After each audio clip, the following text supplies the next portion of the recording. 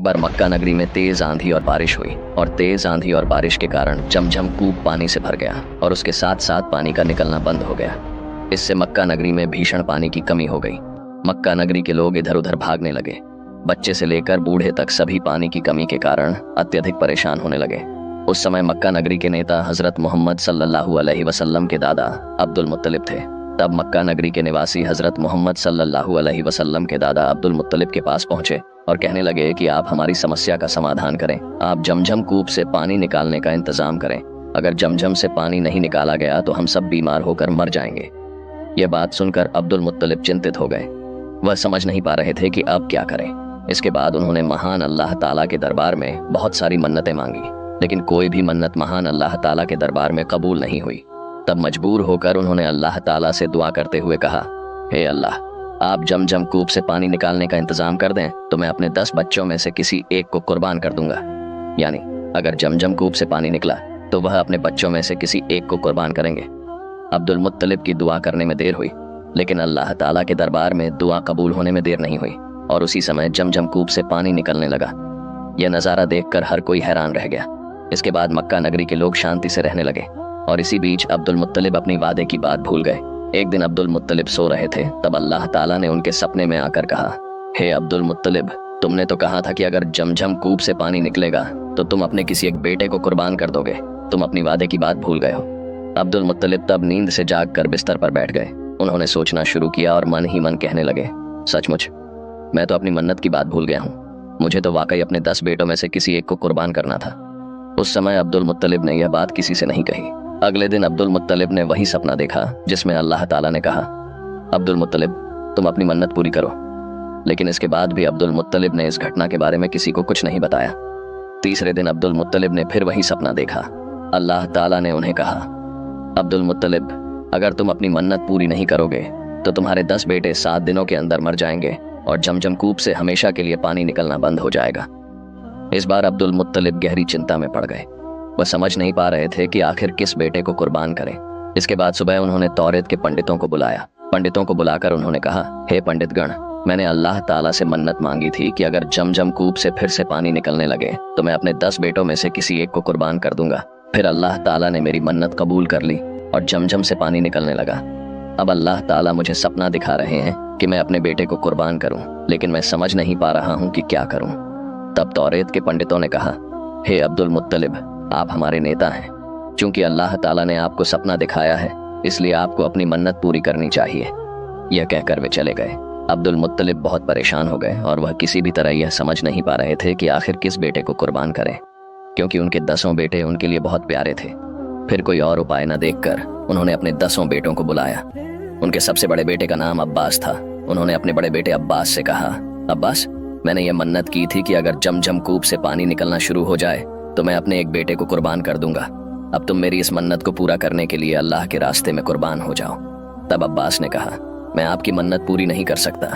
इसके बाद अब्दुल मुत्तलिब ने अपने दूसरे बेटे आमिर हमजा से कहा, आमिर हमजा, तुम मेरी मन्नत पूरी करो।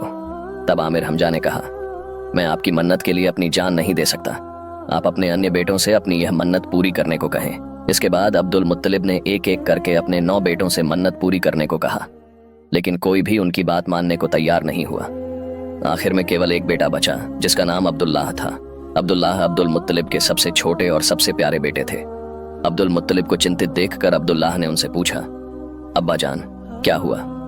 तब अब्दुल मुत्तलिब ने पूरी घटना उन्हें बताई। अब्दुल्लाह ने इन घटनाओं को ध्यान से सुना और कहा, अब्बा जान, आप मुझे अल्लाह के रास्ते में कुर्बान कर दें। अब्दुल्लाह की यह बात सुनकर अब्दुल मुत्तलिब बहुत खुश हुए और साथ ही उनका दिल दर्द से भर गया, क्योंकि अब्दुल्लाह उनके सबसे प्यारे बेटे थे।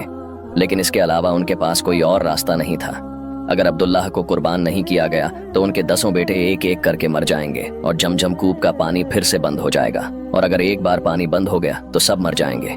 इसके बाद उन्होंने अब्दुल्लाह को गले से लगा लिया और साथ ही यह खबर हर जगह फैल गई। तब मक्का नगरी के सभी स्त्री पुरुष वहां आ पहुंचे। वहां तौरेत के पंडित वर्का बिन नवफल की बेटी मरियम भी मौजूद थीं। वह तौरेत में अत्यंत निपुण थीं। वह जानती थीं कि अब्दुल्लाह की संतति से आखिरी जमाने के नबी हजरत मोहम्मद सल्लल्लाहु अलैहि वसल्लम का जन्म होगा। इसलिए वह भी किसी भी तरह अब्दुल्लाह को मरने नहीं देना चाहती थीं, क्योंकि वह जानती थीं कि अब्दुल्लाह की संतति से आखिरी जमाने के नबी हजरत मोहम्मद सल्लल्लाहु अलैहि वसल्लम जन्म लेंगे। मरियम ने कहा, हम किसी भी तरह अब्दुल्लाह को मरने नहीं देंगे। तब अब्दुल मुत्तलिब ने कहा, मैंने मन्नत की थी कि अगर जमजम कूप से पानी निकलना शुरू हो जाए तो मैं अपने 10 बेटों में से किसी एक को कुर्बान करूंगा। अब अगर मन्नत पूरी नहीं की गई तो पानी निकलना बंद हो जाएगा और मेरे सभी बेटे मर जाएंगे। तब मरियम ने कहा, यह सब हो जाने दो, लेकिन अब्दुल्लाह को कुर्बान नहीं किया जाएगा। इसके बदले मक्का नगरी में खून की नदियां बह जाएंगी, लेकिन हम अब्दुल्लाह को कुर्बान नहीं होने देंगे। जरूरत पड़ी तो आप अपने अन्य बेटों में से किसी एक को कुर्बान कर दें। तब मक्का के लोग एक साथ बोल उठे, हम अब्दुल्लाह का चेहरा देखकर व्यापार में सफल होते हैं, हम उन्हें किसी भी हाल में नहीं खो सकते। तब अब्दुल मुत्तलिब बेहद परेशान हो गए। आखिरकार कोई और उपाय न देखकर वह तौरेत के पंडितों के पास गए और उन्हें पूरी घटना बताई। तब तौरेत के पंडितों ने अब्दुल मुत्तलिब से कहा, आप लॉटरी करने की व्यवस्था करें। एक पर्ची पर ऊँट का नाम और दूसरी पर्ची पर अब्दुल्लाह का नाम लिखें और लॉटरी करें। जिसका नाम निकले उसे आप अल्लाह के रास्ते में कुर्बान कर दें। इस लॉटरी की व्यवस्था पर मक्का के सभी लोग राजी हो गए। सबके सामने एक पर्ची पर ऊँट का नाम और दूसरी पर अब्दुल्लाह का नाम लिखा गया। इसके बाद बार बार लॉटरी की गई। पहली बार लॉटरी की गई तो अब्दुल्लाह का नाम निकला। मक्का के लोग किसी भी तरह अब्दुल्लाह को कुर्बान करने नहीं देना चाहते थे। दूसरी बार लॉटरी की गई, तब भी अब्दुल्लाह का नाम निकला। जब भी लॉटरी की गई केवल अब्दुल्लाह का ही नाम निकलता रहा। इस तरह लॉटरी करते करते कुल 99 बार लॉटरी की गई और हर बार अब्दुल्लाह का नाम निकला। तब अब्दुल मुत्तलिब ने कहा, अब और कोई उपाय नहीं है, मुझे अब्दुल्लाह को कुर्बान करना ही होगा, क्योंकि मैंने मन्नत की थी। तब मरियम ने कहा, किसी भी तरह अब्दुल्लाह को कुर्बान नहीं किया जा सकता। आप लॉटरी करते रहें जब तक कि ऊँट का नाम ना आए। फिर लॉटरी की गई और इस बार ऊँट का नाम निकला। 100वीं बार लॉटरी करने पर ऊँट का नाम आया। इस पर मक्का के लोग खुश हो गए और अब्दुल मुत्तलिब ने बहुत खुश होकर अल्लाह ताला के रास्ते में 100 ऊँट कुर्बान कर दिए। मक्का के लोग बहुत खुश हो गए। कुछ दिनों बाद अब्दुल्लाह धीरे धीरे बड़े हो गए और वह दिखने में भी बहुत सुंदर और आकर्षक थे। मक्का नगर की महिलाएं उन्हें बहुत पसंद करती थीं और उनके लिए शादी के प्रस्ताव आने लगे, लेकिन अब्दुल मुत्तलिब किसी भी प्रस्ताव पर राजी नहीं हुए।